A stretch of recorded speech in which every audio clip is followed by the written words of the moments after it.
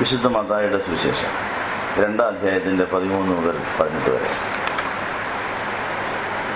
വിദ്വാൻമാർ പോയ ശേഷം കർത്താവിൻ്റെ മാലാഖ യൗസേപ്പിനെ സ്വപ്നത്തിൽ പ്രത്യക്ഷനായി അവനോട്, നീ എഴുന്നേറ്റ് ശിശുവിനെയും മാതാവിനെയും കൂട്ടിക്കൊണ്ട് മിസ്രയീമിലേക്ക് ഓടിപ്പോകുക. ഞാൻ നിന്നോട് പറയുന്നതുവരെ അവിടെ താമസിക്കുകയും ചെയ്യുക. എന്തുകൊണ്ടെന്നാൽ ഹേരോദെ ശിശുവിനെ നശിപ്പിക്കുവാൻ അന്വേഷിക്കുന്നു എന്ന് പറഞ്ഞു. യോസേപ്പ് രാത്രിയിൽ എഴുന്നേറ്റ് ശിശുവിനെയും മാതാവിനെയും കൂട്ടിക്കൊണ്ട് മിസ്രയീമിലേക്ക് ഓടി രക്ഷപ്പെട്ടു. മിസ്രയീമിൽ നിന്നും എൻ്റെ പുത്രനെ ഞാൻ വിളിച്ചു എന്ന് കർത്താവ് പ്രവാചകന്മാരും പറഞ്ഞത് നിവൃത്തിയാകുവാൻ തക്കവിധം ഹേരോദേസിന്റെ മരണം വരെ അവർ അവിടെ താമസിച്ചു. വിദ്വാൻമാർ തന്നെ കബളിപ്പിച്ചു എന്ന് കണ്ട് ഹേരോദേസ് ഏറ്റവും കോപിച്ചു. അവരോട് ചോദിച്ചറിഞ്ഞതായ സമയം കണക്ക് കൂട്ടി 2 വയസ്സിന് താഴെയുള്ള ആൺകുട്ടികളെയെല്ലാം ബേത്ലഹേമിലും പരിസരങ്ങളിലും നാളെ വെച്ച് കൊല്ലിച്ചു. റാമയിൽ വലിയ കരച്ചിലിൻ്റെയും വിലാപത്തിൻ്റെയും ശബ്ദം കേട്ടു. റാഹേൽ തന്റെ മക്കളെക്കുറിച്ച് കരയുന്നു. അവർ ഇല്ലാതായതിനാൽ ആശ്വാസം പ്രാപിക്കുവാൻ അവൾക്ക് കഴിയുന്നില്ല എന്ന് യിരെമ്യാ പ്രവാചകൻ പറഞ്ഞത് അപ്പോൾ നിവൃത്തിയായി. സ്വല്പസമയിരിക്കെ ഡിസംബർ മാസം 27-ാം തീയതി ശിശുവധ പെരുന്നാളിൻ്റെ ദിവസം നമുക്ക് കർത്താവിനെ ആരാധിപ്പാൻ ഇനിയൊരു അവസരം തന്നത് നമുക്ക് നന്ദി പറയാം. ഡിസംബർ മാസം 27-ാം തീയതി എല്ലാ വർഷവും നമ്മൾ ഈ പെരുന്നാൾ ആഘോഷിക്കുന്നു. കർത്താവ് ജനിച്ചതിന് ശേഷം ഉണ്ടായതായ സംഭവങ്ങൾ നമ്മൾ ഇന്നലെ ഇന്നുമായി ഓർക്കുകയായിരുന്നു. കർത്താവ് ജനിച്ച കാര്യം ആട്ടിടയന്മാർക്ക് വലിയ സന്തോഷമുണ്ടാക്കി. വിദ്വാൻമാർക്കും വളരെയധികം ആനന്ദവും സന്തോഷവും ഉണ്ടാക്കി. അവർ കർത്താവിനെ ആരാധിച്ച് സന്തുഷ്ടരായി മടങ്ങിപ്പോയി. പക്ഷേ ഈ വിദ്വാൻമാർ പോയ ശേഷം ഉണ്ടായ സംഭവമാണ് ഇന്ന് നമ്മൾ ചിന്തിക്കുന്നത്. ഈ കർത്താവിൻ്റെ ജനന വാർത്ത കേട്ടിട്ട് സംഭ്രമവും അസൂയയും മിഥ്യാബോധവും കോപവും എല്ലാം വന്ന ഒരു രാജാവിനെ നമ്മളിവിടെ കാണുന്നു. നമ്മുടെ പിതാക്കന്മാർ ഈ വേദഭാഗം ആഴമായി ധ്യാനിച്ചപ്പോൾ കിട്ടിയതായ സന്ദേശങ്ങൾ പെർമിയോൻ സദറാകളിൽ എഴുതി വെച്ചിട്ടുണ്ട്. ഈ ദിവസത്തെ പെർമിയോൻ സദറാകളിൽ നിന്ന് നമ്മുടെ പിതാക്കന്മാർ പ്രാർത്ഥിച്ചിട്ടുള്ളൊരു പ്രാർത്ഥനയുണ്ട്. ആ പ്രാർത്ഥന എല്ലാ തലമുറയിലും എല്ലാ പള്ളിയിലും എല്ലാ ധ്യാന മന്ദിരങ്ങളിലും ഹേരോദാമാരുണ്ടെന്നാണ്. അതിന് പിതാക്കന്മാർ കൊടുത്തിരിക്കുന്ന പേര് ആന്തരിക ഹേരോദാവെന്ന്. ആന്തരിക ഹേരോദാവ് എന്താ? ഞങ്ങളുടെ എല്ലാവരുടെയും ഉള്ളിലെ മാമോദീസായിൽ ജനിച്ച് യേശുകുഞ്ഞിനെ കൊല്ലാൻ ആഗ്രഹിക്കുന്ന ആന്തരിക ഹേരോദാമാരെ ഒഴിഞ്ഞു മാറിപ്പോയി ഒളിച്ചു നിന്ന് പ്രാർത്ഥിക്കാനും പ്രവർത്തിക്കുവാനും വളരുവാനും ഞങ്ങൾക്ക് അനുസരണവും ശക്തിയും കൃപയും തരണമെന്നാണ് ഇന്നത്തെ ദിവസം പിതാക്കന്മാർ പ്രാർത്ഥിച്ചിട്ടുള്ളത്. ഇവിടെ ധ്യാനമന്ദിരത്തിൽ വന്ന് സ്വയപരിശോധന വിവേചന സഹായം ഉപയോഗിച്ച് നമ്മുടെ ഉള്ളിലെ യേശുകുഞ്ഞിനെ വിവേചിച്ച് പരിശോധിക്കുന്നവർ കിട്ടാറുള്ള മറുപടികൾ എല്ലാവർക്കും തന്നെ ഈ ആന്തരിക ഹേരോദാവിൻ്റെ ശല്യമുണ്ട്. പക്ഷെ നമ്മൾ തിരിച്ചറിയാറില്ലെന്ന് മാത്രം. അത് വെളിപ്പാടിൽ കൂടെ തിരിച്ചറിയേണ്ട ഒരു യാഥാർത്ഥ്യമാണ്. അങ്ങനെയുള്ളവർക്ക് മാത്രമേ മാമോദീസായിൽ ജനിച്ച് യേശുവിനെ വളർത്തി സ്വർഗാരോഹണം ചെയ്യിച്ച് പെന്തിക്കോസ്തിയുടെ അനുഭവത്തിൽ എപ്പോഴും സന്തോഷിച്ച് എല്ലാ കാര്യത്തിലും സന്തോഷിച്ച് ആത്മഫലങ്ങൾ വിളയിച്ച് അത് അനേകം കൊടുത്ത് അതിൻ്റെ ഇരട്ടിയാക്കി ഇങ്ങനെ എന്നും എപ്പോഴും എല്ലായിടത്തും സന്തോഷിക്കുവാൻ കഴിയുന്ന അനുഭവം യേശു കുഞ്ഞിനെ വളർത്തി സ്വർഗാരോഹണം ചെയ്യിക്കുന്നവർക്ക് മാത്രമുള്ള ഒരു അനുഭവമാണ്. അല്ലാത്തവർക്ക് പരിഭവവും പരാതിയും പിറുപിറുപ്പും കയ്പും മാത്രമായിരിക്കും. കർത്താവ് 3.5 കൊല്ലം ഈ ഭൂമിയിൽ മെനക്കെട്ട് അഹോരാത്രം ബന്ധപ്പെട്ട് പ്രാർത്ഥിച്ച് പ്രവർത്തിച്ച് മരിച്ച് ഉയർത്തെഴുന്നേറ്റിട്ട് ഒരു സ്ത്രീക്കാണ് യേശുവിനെ ആദ്യം കാണാൻ സാധിച്ചത്. പിന്നെ പലരെ കർത്താവ് കണ്ടു.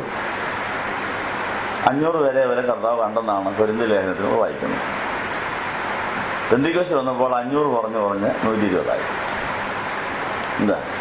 അപ്പോൾ ഇതുപോലെയുള്ള അനുഭവങ്ങൾ നമുക്കെല്ലാം ഉണ്ടാകാം. നമ്മൾ ഏത് കൂട്ടത്തിലാണ്?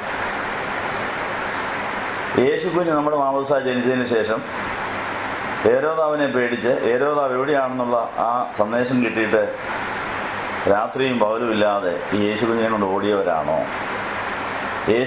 ദൈവാത്മാവ് പറഞ്ഞെടുത്ത് ഒളിച്ചിരുന്നവരാണോ? രഹസ്യമായി അങ്ങനെ യേശുവിനെ വളർത്തിയ നമ്മൾ എത്ര പേരുണ്ട്? നമുക്ക് ഈ ബോധമൊന്നുമില്ലാതെ മാമോദീസ ജനിച്ച യേശു കുഞ്ഞിനെ ആന്തരിക ഹേരോദാവ് തട്ടിക്കൊണ്ടുപോയ കാര്യം കൊന്ന കാര്യം അറിയാതെ നാമധേയ ക്രിസ്ത്യാനികളായി ജീവിക്കുന്നവർ എത്ര പേര് കാണും? നമ്മളിത് ഏതനമാണ്? ധ്യാനമന്ദിരം ചെയ്തു തരുന്ന പണി ഇതാണ്, നമ്മുടെ നിലവാരം അളന്നു തരിക. എന്നിട്ട് യേശുവിൻ്റെ വരവിന് മുമ്പ് യേശുവിനെ നഷ്ടപ്പെട്ടെങ്കിൽ അതിനെ വീണ്ടും തിരികെ വാങ്ങുവാനുള്ള കൃപായുഗത്തിൻ്റെ അവസരങ്ങളാണ് ആരാധനയുടെ ഈ ദിവസങ്ങൾ, ധ്യാനത്തിൻ്റെ അവസരങ്ങൾ എന്നുള്ള കാര്യം ഓർപ്പിക്കുന്നു. പരിശുദ്ധ കന്യമറിയാമനെ ഈ യേശുവിനെ 2-3-4 ദിവസത്തേക്ക് മാത്രമേ നഷ്ടപ്പെട്ടുള്ളൂ. അത് 12-ാം വയസ്സിലാണ്. ഊഹമനുസരിച്ച് പോയതുകൊണ്ട്, സ്വന്തം ചിന്തയനുസരിച്ച് പോയതുകൊണ്ട് ഒരു ദിവസം യേശു കുഞ്ഞ് കൂടെ കാണുമെന്ന് വിചാരിച്ചു പോയി. പക്ഷേ 4-ാം ദിവസം അവനെ കണ്ടെത്തിയത്. പിന്നെ ഒരിക്കലും ഈ മാതാവ് യേശു നഷ്ടപ്പെട്ടിട്ടില്ല. പക്ഷെ നമുക്ക് യേശു ഇല്ലെന്നറിയാതെ എത്രയോ കൊല്ലമായിട്ട് നടക്കുന്നവരുണ്ട്. എവിടെയെല്ലാം നടക്കുന്നു, ആരെല്ലാം നടക്കുന്നു, ക്രിസ്ത്യാനി എന്ന പേരുമുണ്ട്. ഈ ഉൾക്കാഴ്ച തിരിച്ചു കിട്ടുക എന്ന് പറയുന്നത്, എൻ്റെ യേശു എൻ്റെ ഇവിടെ ഇല്ലല്ലോ, അവൻ എവിടെ പോയി, എതിലേ പോയി, അങ്ങനെ തപ്പി നടക്കുന്നൊരു കാലം. മാതാവിനത് 3 ദിവസമേ ഉണ്ടായിരുന്നുള്ളൂ. നമുക്കെത്ര 3 കൊല്ലമായിരിക്കാം. എനിക്ക് 26 കൊല്ലം ഉണ്ടായിരുന്നു യേശുവിനെ തപ്പി നടക്കുക. മാമോദിസയായിട്ട് അന്നേ പോയതാ. 22-ാം വയസ്സിൽ തിരിച്ചറിഞ്ഞു. 4 കൊല്ലം തപ്പി കഴിഞ്ഞ് 26-ാമത്തെ വയസ്സിലാണ് യേശുവിനെ തിരികെ കിട്ടിയത്. ഇപ്പോൾ 71 വയസ്സായി. പ്രവാചകന്മാരാണ് ഈ കാര്യം തന്നെ. അത് ഇങ്ങനെ ഒരാളുടെ ആത്മലോകത്ത് കാണാനില്ലെന്നാണ് 26-ാമത്തെ വയസ്സിൽ പ്രവചനം നൽവരെയുള്ള ഒരു പ്രവാചകൻ പ്രാർത്ഥിച്ചു. ഇങ്ങനെ ഒരാളെ കാണാനില്ലല്ലോ ആത്മലോകത്ത്. തപ്പി ചെന്നോ കടലാനിയുടെ വയറ്റിൽ കിടപ്പുണ്ട്. കടലാനിയുടെ വയറ്റിൽ കിടക്കുന്ന ആളിനെ ഫോട്ടോ എടുത്താൽ കിട്ടുമോ? കടലാനിയുടെ ഫോട്ടോയെ കിട്ടുള്ളൂ. അപ്പം ഇങ്ങനെ യോനായെ പോലെ കടനാലിയുടെ വയറ്റിൽ പോകുന്നവരും ഹേരോദാവിൻ്റെ പട്ടാളക്കാരാൽ കൊല്ലപ്പെട്ടവരും പലയിടങ്ങളിൽ കുടുങ്ങിയവരും ഒക്കെ ആയി യേശു നഷ്ടപ്പെട്ട അവസ്ഥ നമുക്ക് എന്തു വേണേലും എപ്പോൾ വേണേലും ഉണ്ടാകാം. അത് തിരിച്ചറിയാനുള്ള ഒരു വെളിപ്പാടാണ് ഉണ്ടാകേണ്ടത്. ബുദ്ധി കൊണ്ടോ യുക്തി കൊണ്ടോ ഒന്നും ഇത് മനസ്സിലാകുകയില്ല. വെളിപ്പാട് കൊണ്ട് മാത്രമേ ഇത് മനസ്സിലാവുകയുള്ളൂ. അതനുസരിച്ച് പ്രതികരിച്ചാലേ ഈ നഷ്ടപ്പെട്ട യേശുവിനെ തിരികെ കിട്ടാൻ പോകുള്ളൂ. അപ്പോൾ ഈ പാഠം ഇന്ന് നമ്മൾ ശിശുവധ പെരുന്നാൾ പഠിക്കുമ്പോൾ വിദ്വാൻമാർ പോയ ശേഷം കർത്താവിൻ്റെ മാലാഖ യൗസേപ്പിന് സ്വപ്നത്തിൽ പ്രത്യക്ഷനായി, നീ എഴുന്നേറ്റ് ശിശുവിനെയും മാതാവിനെയും കൂട്ടിക്കൊണ്ട് ബെത്ലഹേമിലേക്ക് ഓടിപ്പോകാനാണ് പറഞ്ഞു. പയ്യെ പോകാനല്ല പറഞ്ഞ, സൗകര്യം പോലെ പോകാനല്ല പറഞ്ഞ, ഓടിപ്പോക്കണമെന്ന് പറഞ്ഞു. അങ്ങനെ വേഗത്തിൽ ഓടിപ്പോയതുകൊണ്ടാണ് മാതാവിനും യോസേപ്പിനും ഈ കുഞ്ഞിനെ കിട്ടിയതല്ലേ. സ്പീഡ് കുറഞ്ഞിരുന്നെങ്കിൽ കുറേ വന്ന് പട്ടാളക്കാർ പിടിച്ചേനെ. അപ്പോൾ നമ്മളുടെ സ്പീഡ് കുറഞ്ഞതുകൊണ്ട് എത്ര പേരുടെ യേശു കുഞ്ഞ് നഷ്ടപ്പെട്ടിരിക്കുന്നു. നമ്മളെ ശകലം കൂടെ ഉറങ്ങിയേച്ചു പോകാൻ വിചാരിച്ചുകൊണ്ട് പോയിരിക്കുന്നു. നമുക്ക് എനിക്കിപ്പോൾ സൗകര്യമില്ല എന്ന് പറഞ്ഞ് മർദ്ദലിച്ചതുകൊണ്ട് എത്ര പേർക്ക് യേശു കുഞ്ഞ് പോയി. മാതാവിനോട് ഒത്തിരി ന്യായങ്ങളുണ്ട്. ഞാൻ ഈ കുഞ്ഞിനെ കൊണ്ട് ഇവിടെ ഒന്ന് കിടന്നോട്ടെ, ഇച്ചിരി ശകലം കൂടെ പാല് കൊടുക്കട്ടെ, ഇച്ചിരി ഒന്ന് ഉറങ്ങാമോ. ഇത് പ്രസവിച്ച ഒരു അമ്മയുടെ അവകാശമാണ് ബെഡ് റെസ്റ്റ്, ഇല്ലേ? ശമ്പളത്തോടുകൂടി അവർക്ക് ശമ്പളം കൂടെ കിട്ടും. ഉദ്യോഗസ്ഥരാണെങ്കിൽ മെറ്റേണിറ്റി ലീവ്, അവർക്ക് ശമ്പളവും കിട്ടും, വിശ്രമവും ഉണ്ട്. അവർ ഒരു പണിയും ചെയ്യേണ്ട, കൊച്ചിന് പാൽ കൊടുക്കുന്ന പണി മാത്രം ചെയ്താൽ മതി. ഇങ്ങനെയൊക്കെ ഒത്തിരി ന്യായങ്ങൾ പറയാനുണ്ട് ഈ അമ്മച്ചിക്ക്. ഞാൻ ഒത്തിരി കഷ്ടം സഹിച്ചാണ് ഒന്നാമത്തെ കല്യാണം വേണ്ടാന്ന് വെച്ചിട്ടാണ് ഈ പണി ഞാൻ ഏറ്റെടുത്തത്. ദൈവം തമ്പുരാൻ ഈ ഹേരോദാവിനെ കൊന്നുകൂടായിരുന്നു, എന്നെ ഇനി കൊച്ചിനെ കൊണ്ടുകൊണ്ട് ഓടിക്കണമായിരുന്നു, ഇതെന്നാ ദൈവമാണ് എന്ന് വേണേ പറയാമായിരുന്നു. ഇനി ഒത്തിരി ന്യായങ്ങൾ നമ്മുടെ ബുദ്ധി യുക്തി അനുസരിച്ച് പറയാനുണ്ട്. മാതാവ് അതൊന്നും ചോദിച്ചില്ല.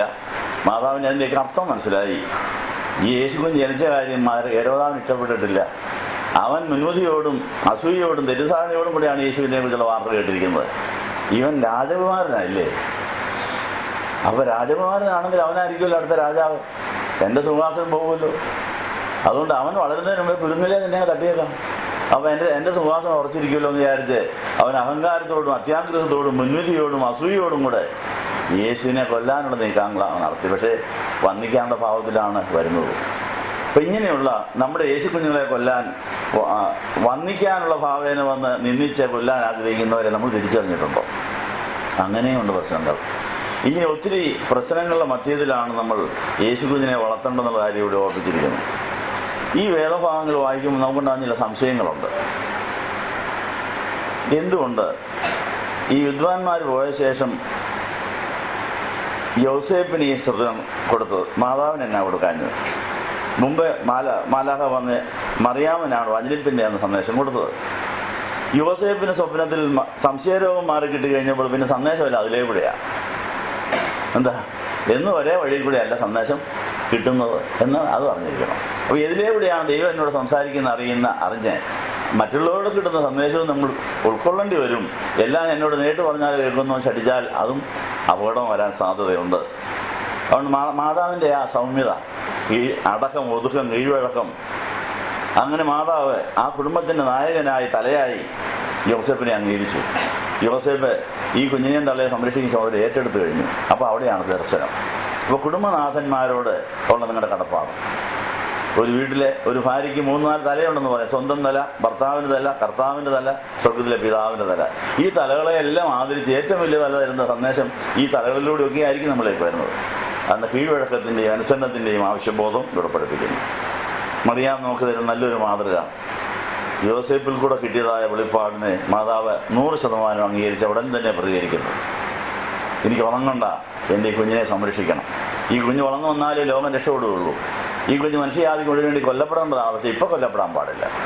മനുഷ്യജാതിക്ക് വേണ്ടി കുരിശിൽ മരിക്കേണ്ട ആള് ശൈശവത്തിലെ മരിച്ചാൽ പിശാചിൻ്റെ തലചതയ്ക്കാനൊക്കെയില്ല. പ്രായപൂർത്തിയായി കാലൊക്കെ നല്ല സ്ട്രോങ് ആയിട്ട് വേണം ചവിട്ടാൻ.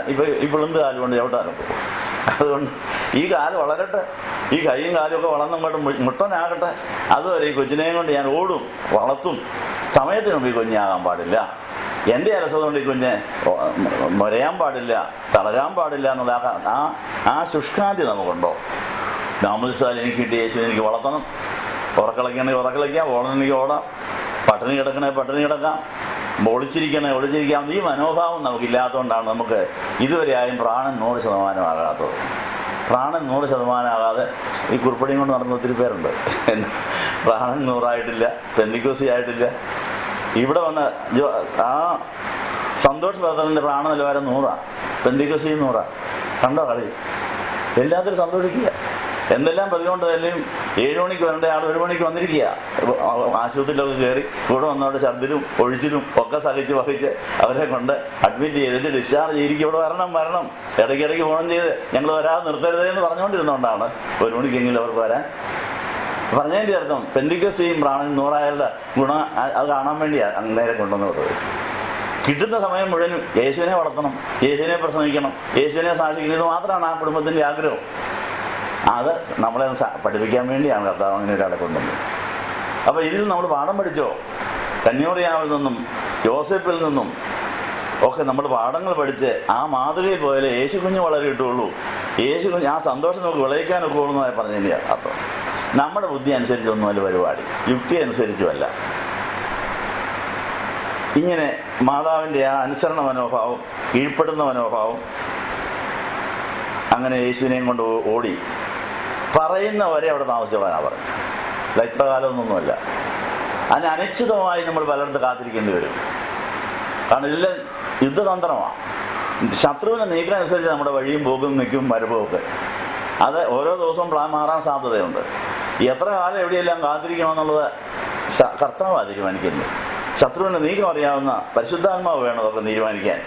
അങ്ങനെ പരിശുദ്ധാത്മാവ് പറഞ്ഞത് അയാൾ ചാകുന്നിടം വരെ, അല്ലെങ്കിൽ പറയുന്നിടം വരെ അവിടെ താമസിച്ചോളാൻ പറഞ്ഞു. 4 കൊല്ലം കഴിഞ്ഞപ്പോൾ അയാൾ ചത്തു, നീ പൊക്കോളാൻ പറഞ്ഞു.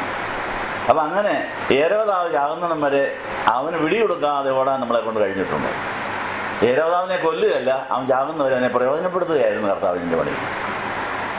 എന്താ അത് നമ്മൾ അറിഞ്ഞിരിക്കണം. ഇതിൽ നിന്ന് പഠിക്കേണ്ട മറ്റൊരു പാഠം, ഈ വിദ്വാൻമാർക്ക് വെളിപ്പെട്ടതായ ആ നക്ഷത്രത്തിൽ കൂടെ കിട്ടിയതായ വെളിപ്പാട്, ആ വെളിപ്പാട് അതിനു മുമ്പേ വേറെ അവർക്ക് കൊടുക്കാമായിരുന്നല്ലോ.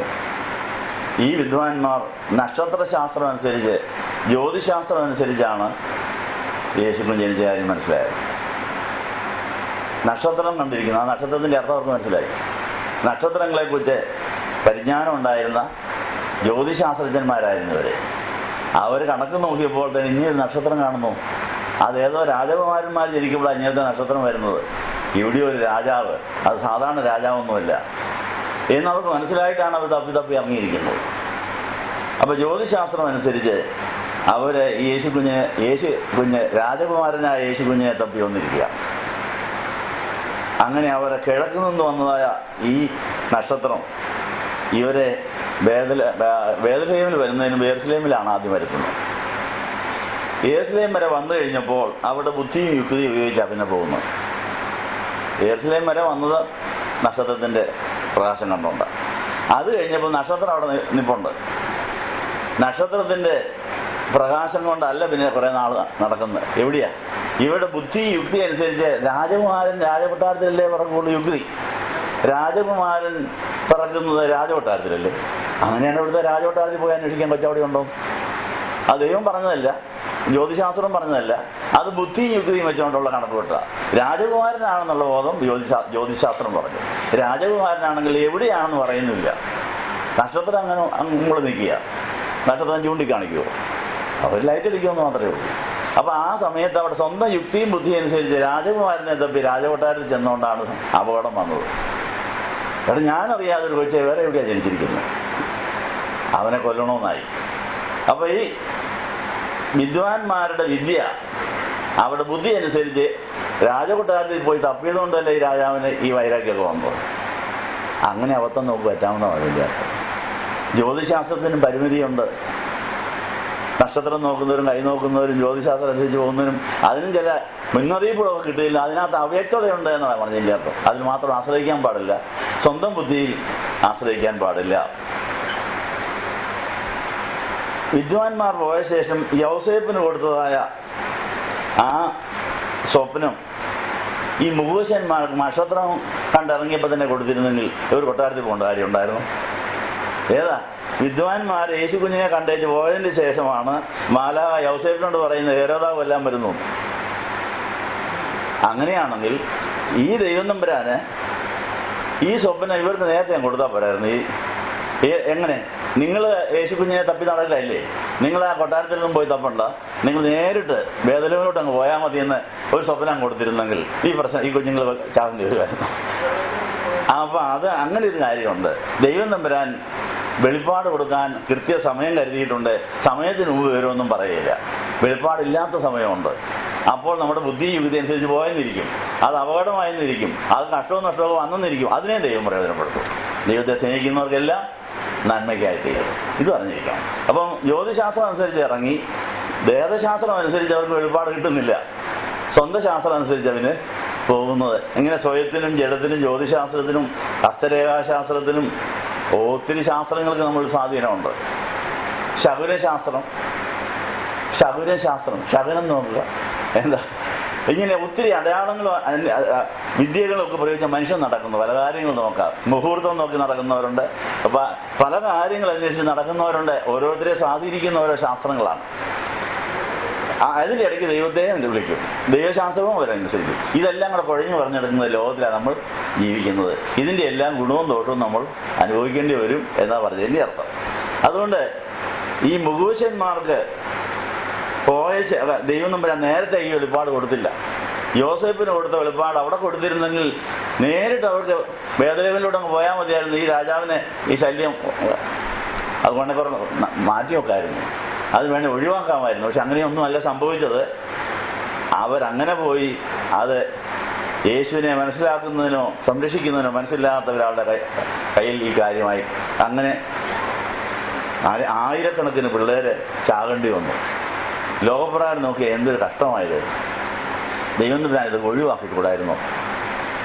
ഈ തള്ളമാരുടെ കരച്ചിൽ തീർന്നിട്ടില്ലെന്നാണ് പറഞ്ഞത്. ആയുസ് മുഴുവൻ ഒരു കരച്ചിലായിരുന്നു. കുഞ്ഞുങ്ങളെ അവർ കാണുന്ന കാലയെ പിടിച്ച് നോക്കി കഴുത്തറക്കുക. ഇത് കണ്ട് ഞെട്ടിപ്പോവുകയല്ലേ. എങ്ങനെ അത് സഹിക്കാനൊക്കും? എത്രയോ പിള്ളേരെ മാതാപിതാക്കളുടെ കൺമുൻപിൽ വെച്ച് പട്ടാളക്കാർ നിർദ്ദയമായി കാലെ പിടിച്ചു നോക്കി കഴുത്തറുത്തറുത്തറുത്തങ്ങ് പോവുക.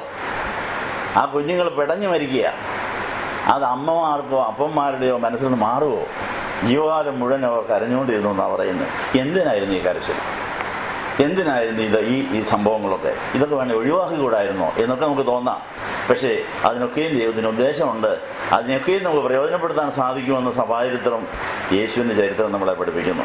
അതുകൊണ്ട് ഒന്നിനും നിരാശപ്പെടരുത്. ഒരു നഷ്ടകഷ്ടങ്ങളിൽ നിരാശ ഇതിൻ്റെ ഇടയ്ക്ക് യേശുവിനെ വളർത്താൻ സാധിക്കുന്നുള്ളതാണ്.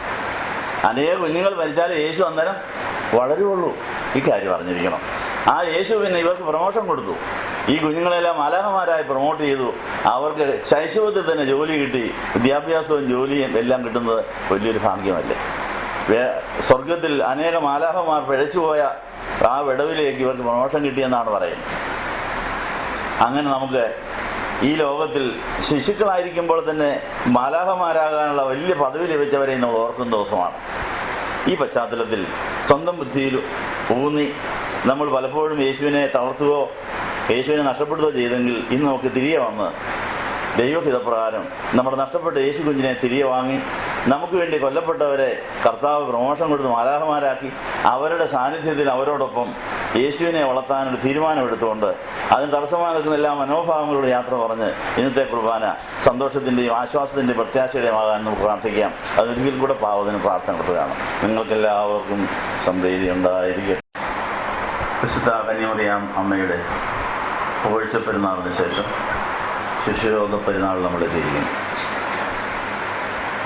അങ്ങനെ ഈ വർഷത്തെ നമ്മുടെ അവസാന ദിവസങ്ങളിലേക്ക് നമ്മൾ വന്നിരിക്കുന്നു. ഡിസംബർ മാസത്തിൻ്റെ ഈ ഏതാനും ദിവസങ്ങൾ മാത്രം അവശേഷിച്ചിരിക്കുന്നു. 2015 നമ്മളുടെ യാത്ര പറയാനൊരുങ്ങുന്നു. 1-ാം തീയതി വെളുപ്പിന് 5 മണിക്ക് നമ്മൾ പുതുവത്സര പിറവിയുടെ സ്തോത്ര കുർബാന അർപ്പിക്കുന്നതായിരിക്കും. വരാൻ ആഗ്രഹിക്കുന്നവർക്ക് 5 മണിക്ക് വരാമെന്ന കാര്യം ഉറപ്പിക്കുന്നു.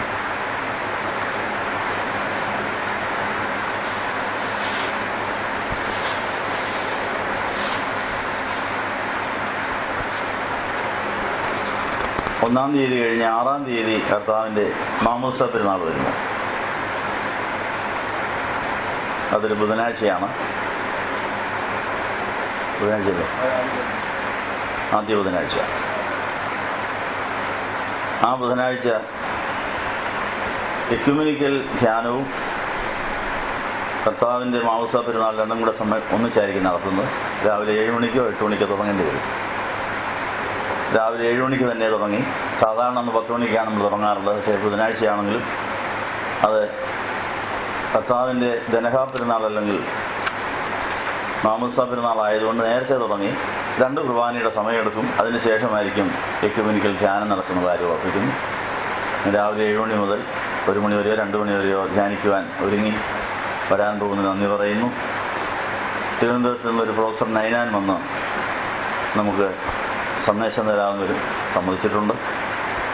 ഈ കർത്താവിൻ്റെ ജനനപ്പെരുന്നാളിനേക്കാൾ നമ്മൾ പ്രാധാന്യം നൽകി നടത്തേണ്ട ഒരു പെരുന്നാളാണ് കർത്താവിൻ്റെ മാമോദിസ പെരുന്നാൾ എന്നുള്ള കാര്യം ഉറപ്പിക്കുന്നു. തിങ്കൾ ചൊവ്വ ദിവസങ്ങളിൽ ഉച്ചവരെയെങ്കിൽ ഉപവസിച്ച് പ്രാർത്ഥിച്ചൊരുങ്ങി വന്നാൽ വെള്ളം വാഴ്ത്തുന്ന ക്രമം അനുഗ്രഹകരമാവും. നമ്മുടെ ഒരു വർഷക്കാലത്ത് എല്ലാ രോഗശാന്തി ശുശ്രൂഷയ്ക്കും സാന്ത്വന ശുശ്രൂഷയ്ക്കും ഈ ദനഹാവെള്ളമാണ് ഉപയോഗിക്കുന്നത്. കഴിഞ്ഞ വർഷം വാഴ്ത്തിയ വെള്ളം ഇപ്പോഴും ഇതാ തുറന്നത്തിലിരിക്കുന്നു. അത് അനേകർക്ക് ആശ്വാസം കൊടുത്തുകൊണ്ടിരിക്കുന്നു. ആ ദനഹാ പെരുന്നാളിൻ്റെ വെള്ളം വാഴുന്നതിൻ്റെ ശുശ്രൂഷയിൽ സംബന്ധിക്കത്തക്കവണ്ണം നിങ്ങൾ നേരത്തെ എത്തി ഒരുങ്ങി തയ്യാറായി വന്നാൽ നന്മയാൽ തിന്മയെ ജയിക്കുന്ന യുദ്ധത്തിൽ ജയം പ്രാപിപ്പാൻ യേശുവിൻ്റെ സ്നാനത്തിന് ശേഷം 40 ദിവസത്തെ ഉപവാസം പിശാചിനെ തോൽപ്പിക്കാൻ മരുഭൂമിയിൽ ഏതന്തോട്ടം പണിയാൻ അനുഭവിച്ച കാര്യം നമുക്കെല്ലാവർക്കും അറിയാം.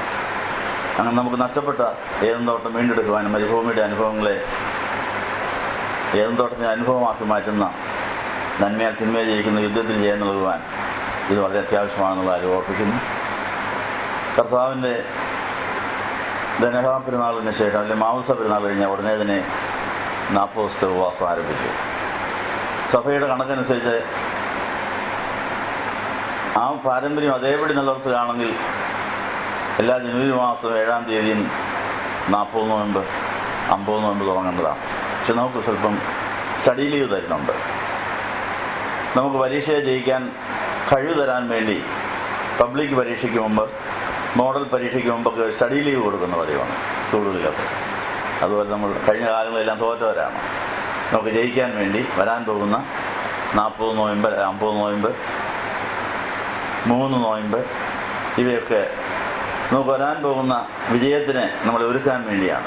കർത്താവ് യേശു ക്രിസ്തുവിന്റെ ജയം എന്നുള്ള ദൈവത്തിന് സ്തോത്രം പാടുവാൻ, പരാജയങ്ങളെ വിജയത്തിന് ചവിട്ടുപടിയാക്കുവാൻ നമുക്ക് ജനുവരി മാസം 7-ാം തീയതി മുതൽ ഒരു 17-ാം തീയതി വരെ കുറേ ദിവസം സ്റ്റഡി ലീവിലുണ്ട്. അതിനുശേഷം മോഡൽ പരീക്ഷ ജനുവരി മാസം എന്നോട്ടാകണമെന്നറിയാം.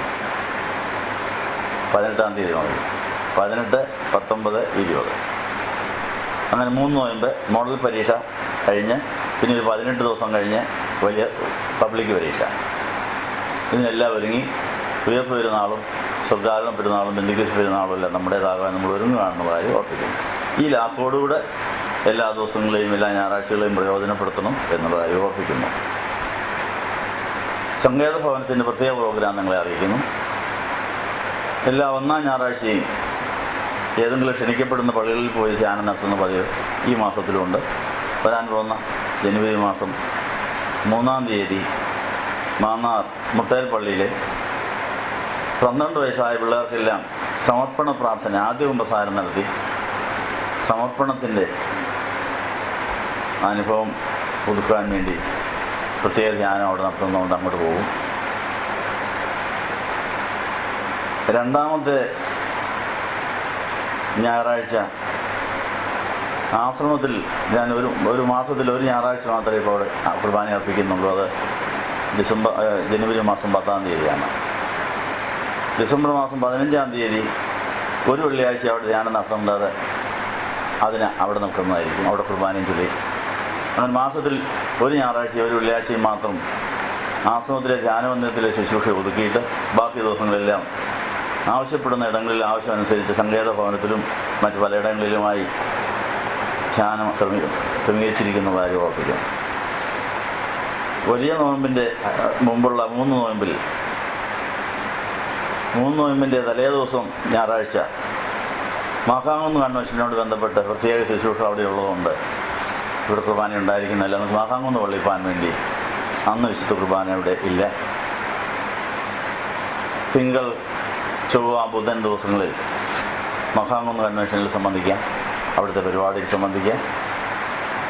നോയമ്പ് വിടുന്ന വ്യാഴാഴ്ച മാത്രമേ വിശുദ്ധ കുർബാന ഇവിടെയുള്ളൂ എന്ന കാര്യം ഓർപ്പിക്കുന്നു. ഈ ക്രമീകരണങ്ങൾ നിങ്ങൾ പ്രയോജനപ്പെടുത്തുന്നതിന് നന്ദി പറയുന്നു. നമുക്കിന്ന് കേട്ടതായ സന്ദേശങ്ങൾ അനുഭവമായി തീരുവാൻ, യേശു കുഞ്ഞിനെ വളർത്തുവാൻ, യേശു കുഞ്ഞിനെ നഷ്ടപ്പെട്ടെങ്കിൽ കിട്ടുന്നിടം വരെ തപ്പി നടക്കാൻ മാതാവിൻ്റെ നല്ല മാതൃക നമുക്ക് പ്രയോജനപ്പെടട്ടെ എന്ന് ആശംസിച്ചുകൊണ്ട് ഇന്നത്തെ ധ്യാനം സമാഹരിക്കുകയാണെന്ന് നമുക്ക് പ്രാർത്ഥിക്കുക. ഞങ്ങളെ സ്നേഹിക്കുന്ന ദൈവമേ, ഈ നല്ല ദിവസത്തിനായി ഞങ്ങൾ നന്ദി പറയുന്നു. ശിശുരോധ പെരുന്നാളിൽ കുഞ്ഞുങ്ങൾ നഷ്ടപ്പെട്ട അമ്മമാർ ഒത്തിരി കരഞ്ഞെങ്കിലും അവരുടെ കണ്ണുനീരും ആ കുഞ്ഞുങ്ങളുടെ രക്തവുമെല്ലാം സ്വർഗത്തിനുണ്ടായിരുന്ന വലിയൊരു നഷ്ടം നികത്തുവാൻ ആയിരക്കണക്കിന് കുഞ്ഞുങ്ങളെ മാലാഹ കുഞ്ഞുങ്ങളാക്കി പ്രമോഷൻ കൊടുത്ത് സ്വർഗത്തിലെ സന്തോഷിപ്പിച്ചതായ സംഭവത്തെ ഞങ്ങൾ നിന്നെ സ്തുതിക്കുന്നു.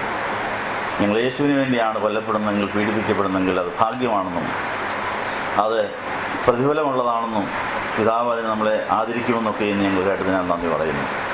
ഞങ്ങളുടെ കഴിഞ്ഞകാല ജീവിതത്തിലെ എല്ലാ പരാജയങ്ങളെയും ഞങ്ങൾ ക്ഷമിക്കണമേ, അതിനെ വിജയത്തിന് ചവിട്ടുപടിയാക്കാൻ ഞങ്ങളെ സഹായിക്കണമെന്ന് യേശുവിനെ നാമത്തിൽ യാചിക്കുന്നത് പിതാവിനും പുത്രനും പരിശുദ്ധാത്മാവിനും സ്തുതിയായിട്ട് തന്നെ.